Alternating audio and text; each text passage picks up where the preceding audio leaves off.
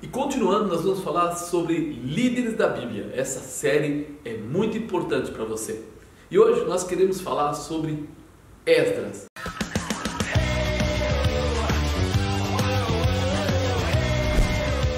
Aquele que foi sacerdote e escriba. Imagina que situação, vamos dizer, diferente. Num tempo onde o povo era cativo, onde as pessoas não estavam ali. Esdras, ele era sacerdote e escriba. E quando fala de escriba, fala de alguém que tinha uma posição de governo.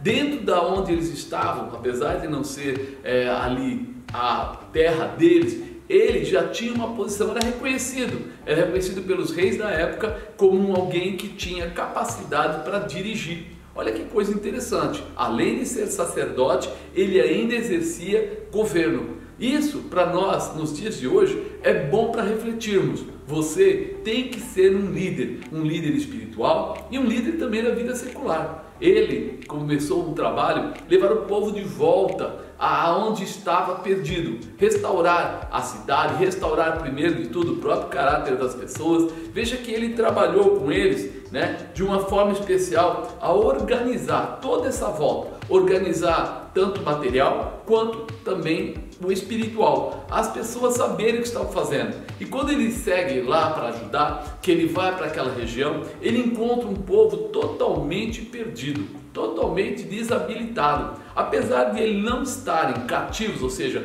eles estarem soltos lá, mas eles estavam empobrecidos e estavam perdidos. Dessa forma, quando Esdras vem realmente e chega àquele lugar, ele chega com capacidade para orientá-los. Deus colocou sobre ele a intervenção, ou seja, a sabedoria de Deus para que ele levasse as pessoas. Você pode não acreditar, a primeira coisa que ele percebe é que aquele povo, por ter ficado sozinho, ao invés de se manterem em Deus, começaram a tomar atitudes totalmente fora. O que? Casar com mulheres que não tinham nada a ver com o ensinamento, com a orientação de Deus.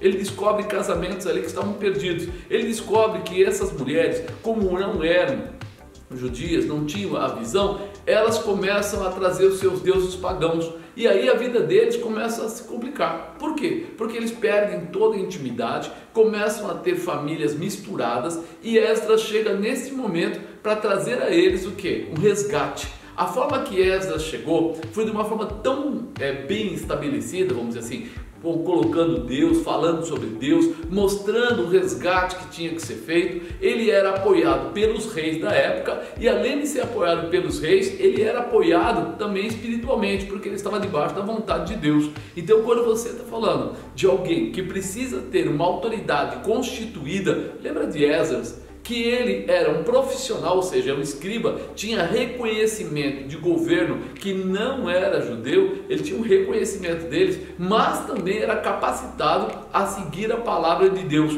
Ele era tão capacitado que os próprios reis colocaram ele nessa responsabilidade e deram a ele tudo o que foi necessário para viajar, para chegar ao local, para reconstruir e até mesmo para determinar. Porque quando Esdras está lá, uma das coisas que ele faz é ensiná-los que eles erraram, que não podiam ter casado com mulheres que não tinham parte, que não podiam ter ficado daquela forma. Ou haveria conversão daquelas pessoas, ou elas teriam que ir embora. E os moradores, os pais, os maridos ali na época, sabe o que eles aceitaram? Se não fosse para elas se converterem, eles deixavam as mulheres, eles abriram mão mesmo.